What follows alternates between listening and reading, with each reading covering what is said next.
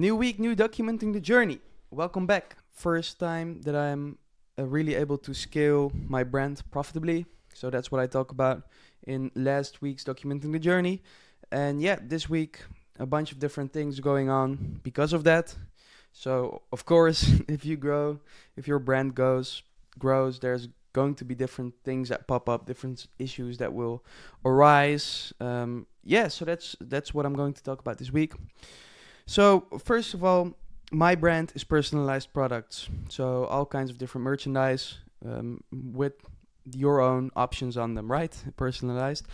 And one thing there is that the supply chain is very important when scaling. So basically, what I already realized and experienced is that if I want to push more, if I want to scale to bigger numbers, then I need a very solid supply chain because I'm doing it in-house. So not all of the products. So for instance, the hoodies are on Printful, but there is not really margin there. It's just really a cross sell. I'm not pushing those products. The products that I am doing in-house. So it is important for me to figure out how I can do that.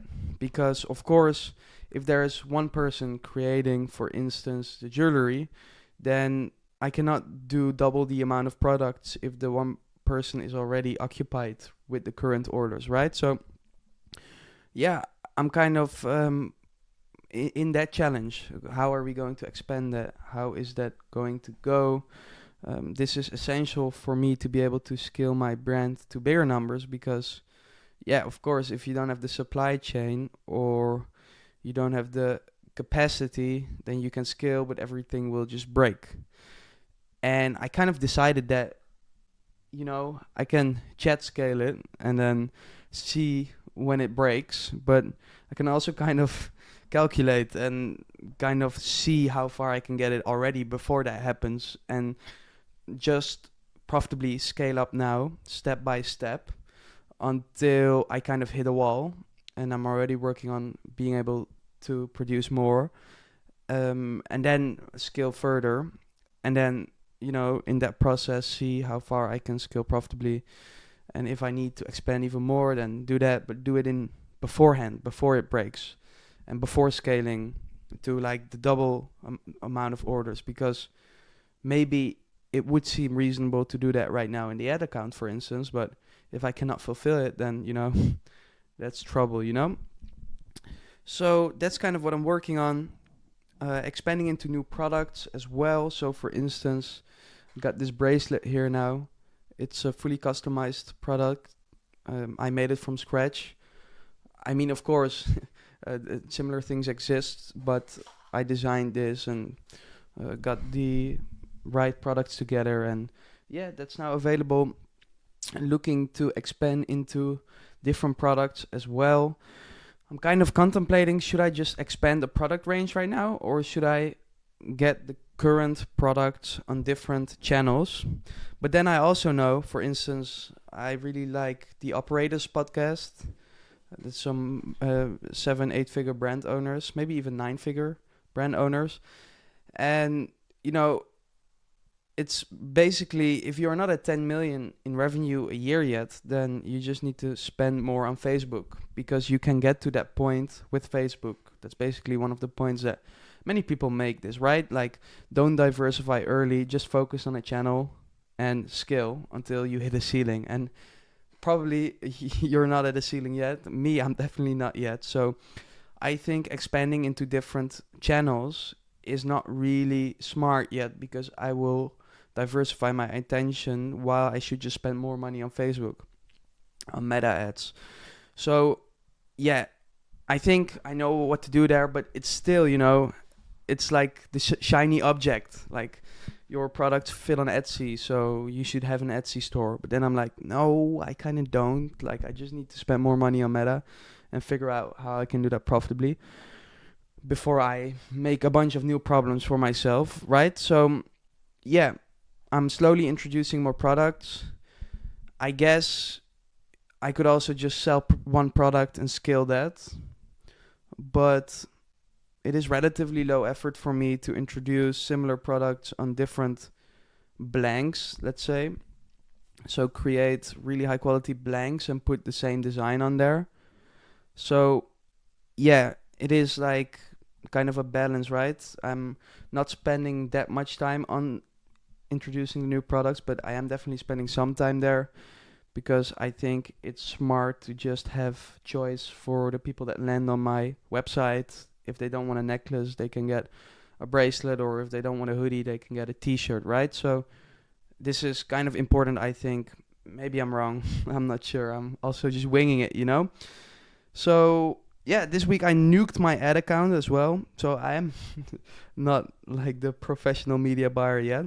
So I made some mistakes there. Luckily, I have a call with a very good media buyer every week, and it was funny in the end. It wasn't a huge mistake. I fixed it. I basically just opened up different campaigns, and then I wasn't supposed to do that because you hit an ad limit if you're running many different creatives. So fix that. That's all good now. Um, I'm still doing the customer service myself right now, and I always thought, why are people making a big issue out of doing customer service? Like, you can't have that much customer service, right?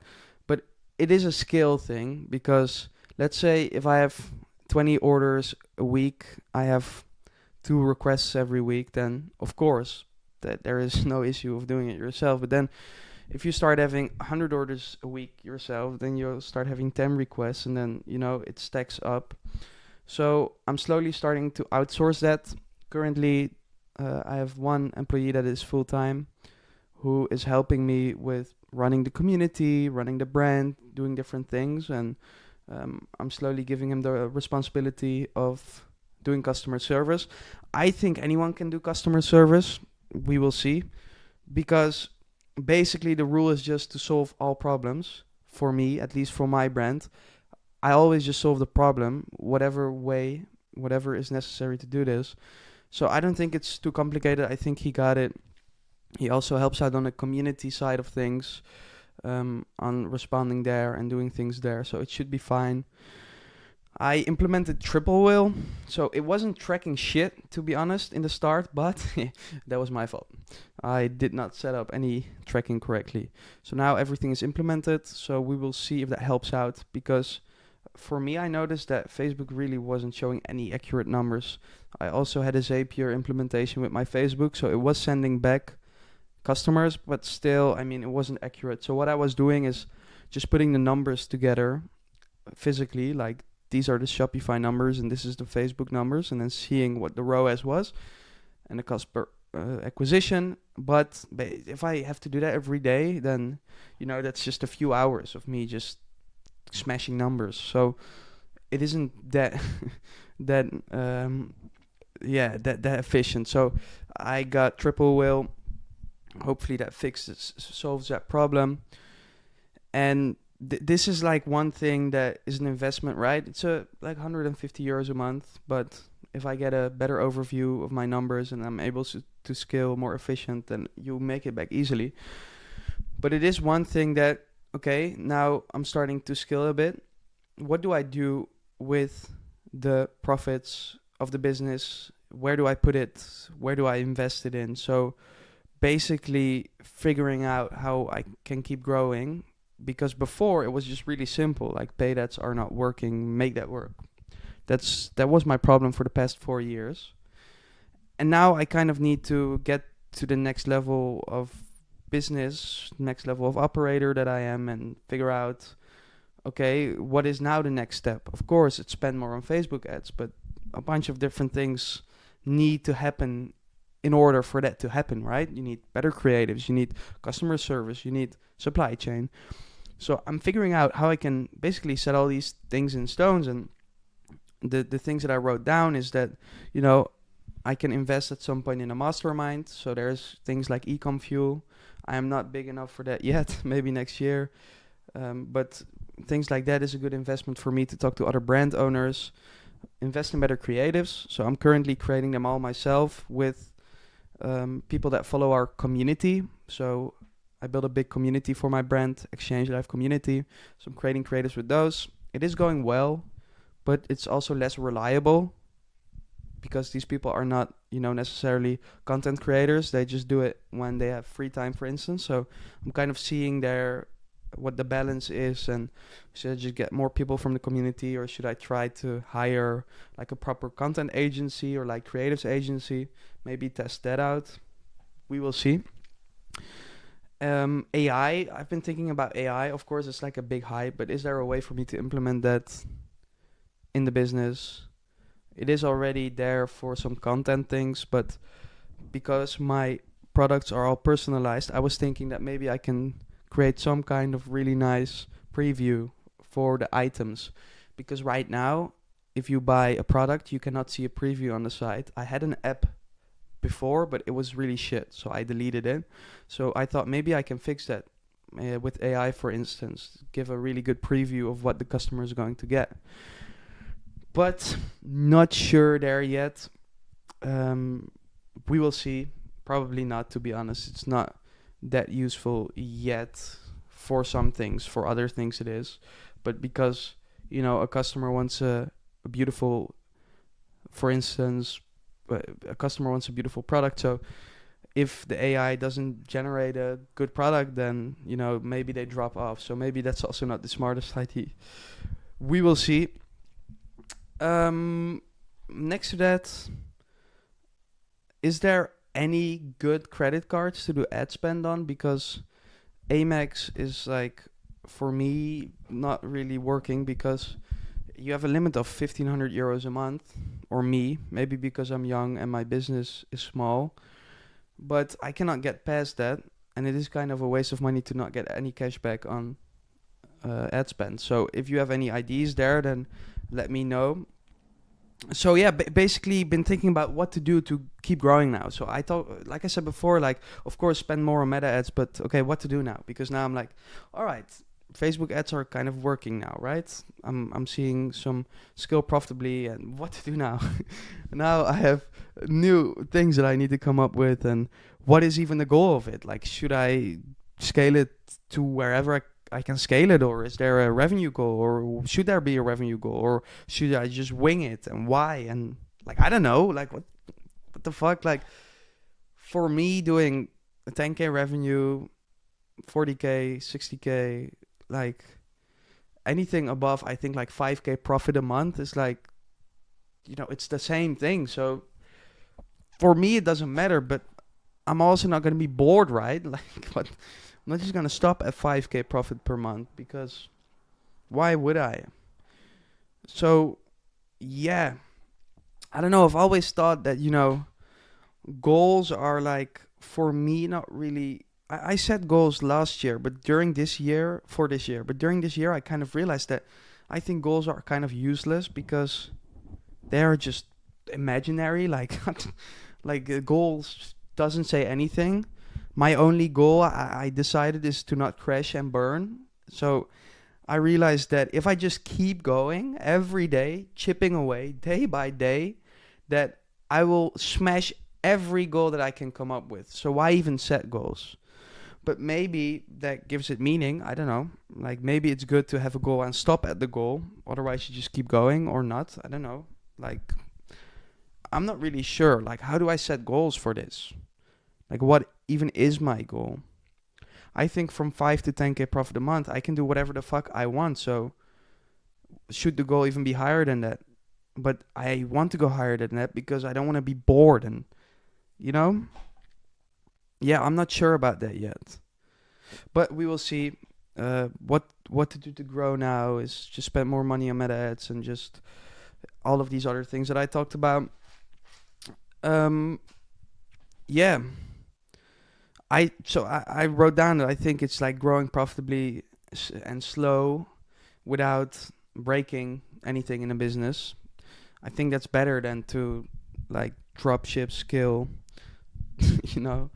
to insane numbers and breaking everything. Like, that's just not for me. I'm like a slow and steady kind of person, and I want to build a solid business. So I think that's just what I'm gonna do, and just keep growing it. And yeah, that's basically where I'm at this week. And it's kind of crazy because I was looking back in this little notebook that I have here.